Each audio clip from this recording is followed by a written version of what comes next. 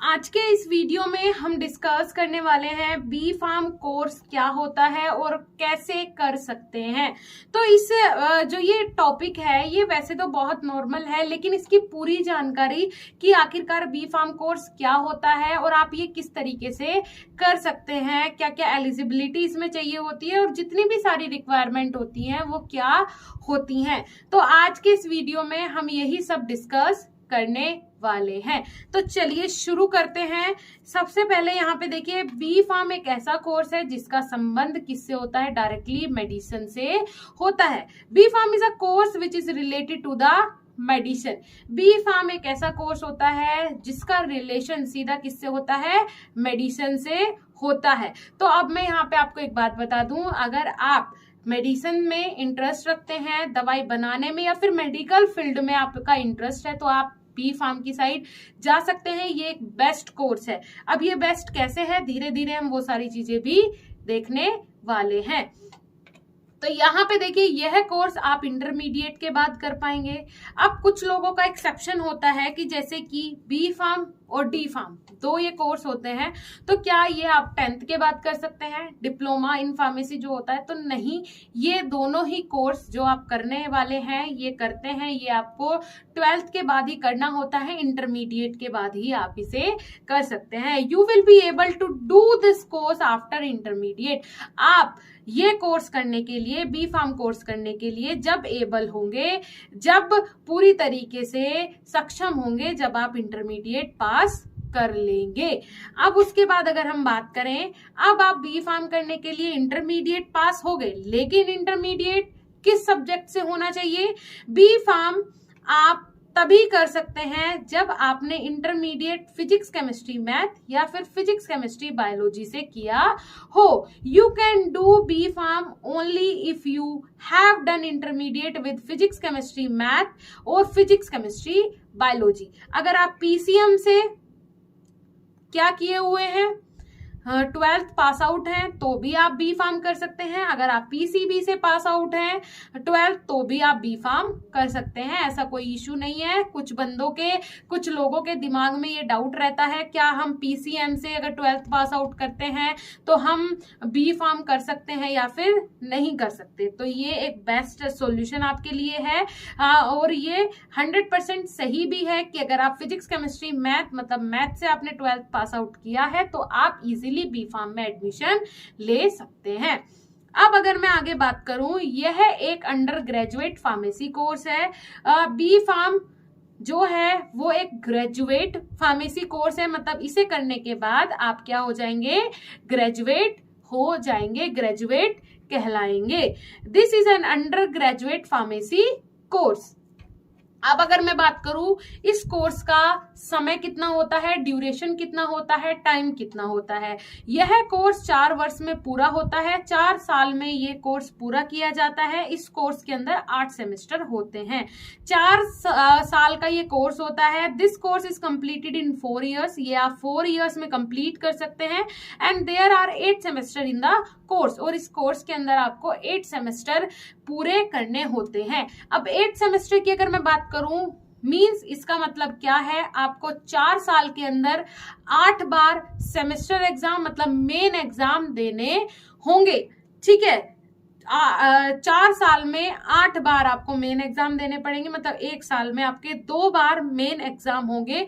तो ये कोई इजी चीज नहीं है, ये थोड़ा टिपिकल होता है। इसके लिए आपको बहुत एक्टिव और बहुत, ये तो नहीं बोल सकते कि बहुत इंटेलिजेंट होना जरूरी है, लेकिन हाँ, एक सीखने वाली इच्छा आपके मन में अगर आप बी फार्मा करना चाहते हैं तो पहले दिन से होनी चाहिए। अब अगर मैं बात करूं, इस कोर्स को करने के बाद आप मेडिसिन बना सकते हैं। कुछ लोगों के दिमाग में बहुत ज्यादा कंफ्यूजन रहता है कि बी फार्म करने के बाद हम कर क्या सकते हैं, बी फार्म करने के बाद हम क्या कर सकते हैं और बी फार्म करने के बाद क्या किया जाता है। कुछ लोगों को तो यही नहीं पता। हाँ, बस ये है, बी फार्म का नाम आया मतलब फार्मेसी का नाम आया तो मतलब है कि कुछ मेडिकल से रिलेटेड है, लेकिन क्या है ये क्लियर नहीं होता है। तो बी फार्म करने के बाद आप मेडिसिन बना सकते हैं, मेडिसिन पर टेस्ट कर सकते हैं, मतलब रिसर्च भी कर सकते हैं, उन पर टेस्ट लगा सकते हैं, मेडिसिन मार्केट में सप्लाई भी कर सकते हैं और भी मेडिसिन से रिलेटेड काम कर सकते हैं। मतलब मेन कर सकते नहीं है, जैसे ये यहाँ पे मेडिसिन बना सकते हैं, तो ये है कि बी फार्म करने के बाद मेडिसिन ही बनाई जाती है, आपको बी फार्म में मेडिसिन बनाना ही सिखाया जाएगा। तो जो जितनी भी बीमारी होती हैं, जिनकी नई नई दवाइयां बनती हैं, वो सब फार्मास्यूटिकल कंपनीज में बनती हैं और एक फार्मासिस्ट ही बनाता है। डॉक्टर सिर्फ दवाइयां देता है, लेकिन बनाने का काम कौन करता है? एक फार्मासिस्ट करता है। तो बी फार्म करने के बाद आप दवाइयां बना सकते हैं। उसके बाद है after doing this course you can make medicine, test it own medicine, supply medicine in the market and also do medicine related work. Medicine से रिलेटेड सभी वर्क भी आप यहाँ पे कर सकते हैं। तो क्लियर हुआ कि बी फार्म करने के बाद आप क्या कर सकते हैं, और बी फार्म करने के लिए जब आप बी फार्म करते हैं तो उसमें क्या क्या किया जाता है। उसके बाद अगर मैं बात करूं, बी फार्म करने के लिए इंटरमीडिएट में कम से कम 45 से 50% होने चाहिए, ठीक है। 12th में आपके 45 से 50% होने चाहिए। To do B pharm you must have at least a minimum 45 to 50% in the intermediate.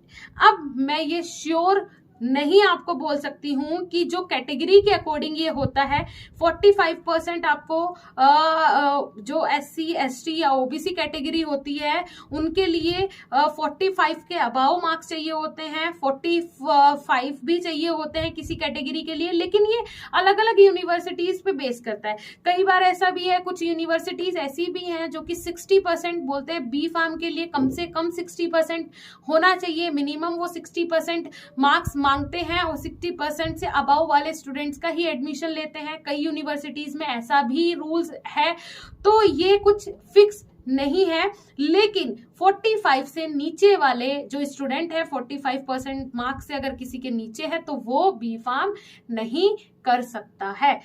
To do B Farm you must have at least a minimum 45 to 50% in a intermediate, ठीक है। Intermediate में भी जो PCM या फिर PCB जो है, इन्हीं तीनों का परसेंटेज मेनली काउंट किया जाता है कि इनमें आपके कितने परसेंट बैठ रहे हैं।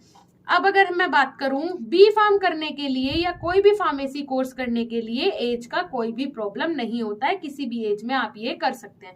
अब एक और क्वेश्चन आता है स्टूडेंट्स का कि अगर हम बी फार्म करना चाहें या डी फार्म करना चाहें, मेनली हम बी फार्म की बात कर रहे हैं, ग्रेजुएट कोर्स की बात कर रहे हैं, तो बी फार्म में ये जाना पूछा जाता है कि अगर आपने 12th पास आउट किया था 2002 में, 2003 में, लेकिन अब आपको 2020 में, 21 में, 22 में अब आपको करना है क्या बी फार्म, अब आपको करना है तो क्या हो जाएगा, हो सकता है? तो हाँ जी, बिल्कुल हो सकता है।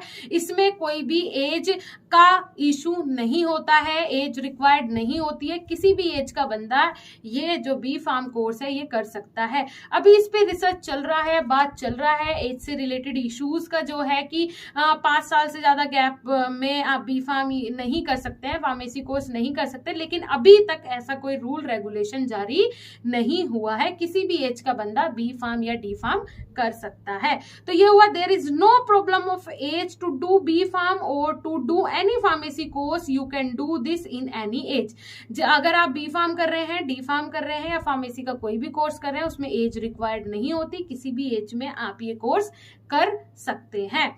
अब उसके बाद अगर हम बात करें बी फार्म में एडमिशन की प्रोसेस क्या होती है, ये भी एक इंपॉर्टेंट पॉइंट है, इंपॉर्टेंट टॉपिक है। What is the process of admission in B pharm? B pharm में एडमिशन के लिए प्रोसेस क्या होता है, एडमिशन के लिए कौन कौन से प्रोसेस आप फॉलो कर सकते हैं। सो इसमें देखिए, कुछ यूनिवर्सिटीज ऐसी होती हैं जो एडमिशन के लिए एंट्रेंस एग्जाम लेती है, ज्यादातर ये सरकारी यूनिवर्सिटीज होती हैं, सेंट्रल यूनिवर्सिटी और स्टेट गवर्नमेंट यूनिवर्सिटी। अब मैं बात करूं, अगर कुछ यूनिवर्सिटीज ऐसी होती हैं, जब आप बी फार्म में एडमिशन लेने जाइएगा तो कुछ यूनिवर्सिटीज ऐसी होती हैं जो कि एंट्रेंस एग्जाम कंडक्ट करवाती हैं, राइट। ये मेनली ज्यादातर गवर्नमेंट यूनिवर्सिटीज होती हैं, जैसे कि स्टेट गवर्नमेंट की कुछ यूनिवर्सिटीज भी इसमें आती हैं, और सेंट्रल गवर्नमेंट की तो सारी यूनिवर्सिटीज जितनी भी होती हैं सभी एंट्रेंस एग्जाम ही लेती हैं। तो यहाँ पे देखिए, गवर्नमेंट कॉलेज ऑफ फार्मेसी, ये मैंने एक एग्जांपल लिया है, ये फोटो है कॉलेज की जहां पे एंट्रेंस एग्जाम के बिना आप एडमिशन नहीं ले सकते। अब मैं 2 स्टेट जो कि मेनली उत्तर प्रदेश ठीक है, उत्तर प्रदेश। और दूसरा आपका क्या है, ये जो यूनिवर्सिटी है ये कहाँ की है, एमपी की है, मध्य प्रदेश की है। ठीक है, राजीव गांधी प्रौद्योगिकी विश्वविद्यालय। और ये जो यूनिवर्सिटी है ये कहाँ की है, आपकी उत्तर प्रदेश की है। AKTU जो कि बी फार्म कंडक्ट करवाती है कहाँ पे, उत्तर प्रदेश में। और ये कहाँ करवाती है, RGPV मध्य प्रदेश में, मतलब एमपी में। तो दोनों ये स्टेट गवर्नमेंट की यूनिवर्सिटीज हैं। अब क्या होता है, देखिए ये क्लियर समझ लीजिएगा आप, इन यूनिवर्सिटीज का क्या काम होता है। सबसे पहले तो कॉलेजेस को अप्रूवल देती है, अप्रूवल देने के बाद काउंसलिंग करवाते हैं कॉलेजेस, मींस यूनिवर्सिटी से एंट्रेंस एग्जाम होगा, एंट्रेंस एग्जाम कंडक्ट करवाएगी यूनिवर्सिटी। और उसके बाद यूनिवर्सिटी जब एंट्रेंस एग्जाम कंडक्ट करवाएगी तो काउंसलिंग के थ्रू, जब कॉलेजेस को वो अप्रूवल देगी तो काउंसलिंग के थ्रू उन कॉलेजेस में क्या हो जाएगा, प्राइवेट कॉलेजेस में एडमिशन हो सकता है। जो प्राइवेट कॉलेजेस हैं, जो कि सेंट्रल स्टेट जो मींस स्टेट गवर्नमेंट की जो यूनिवर्सिटी है किसी भी स्टेट में, वहां से अप्रूवल लेती हैं। फिर उसके बाद एंट्रेंस एग्जाम कंडक्ट करवाया जाता है। एंट्रेंस एग्जाम जब कंडक्ट करवाया जाता है तो काउंसलिंग के थ्रू ये जो प्राइवेट कॉलेजेस होते हैं जिन्हें आपकी यूनिवर्सिटी ने अप्रूवल दिया है, वो काउंसलिंग के थ्रू स्टूडेंट्स वहां पे एडमिशन ले सकते हैं। ठीक है, तो ये हो गया प्रोसीजर। उत्तर प्रदेश में मैंने यहाँ पे कवर किया है AKTU को, जो और दूसरा एमपी में मैंने मध्य प्रदेश में कवर किया है RGPV यूनिवर्सिटी भोपाल को। उसके बाद अगर मैं बात करूं, ये प्राइवेट यूनिवर्सिटीज और प्राइवेट कॉलेज ज्यादातर डायरेक्ट एडमिशन करवाते हैं। ज्यादातर जो प्राइवेट यूनिवर्सिटीज होती हैं उनमें कोई एंट्रेंस एग्जाम नहीं लिया जाता।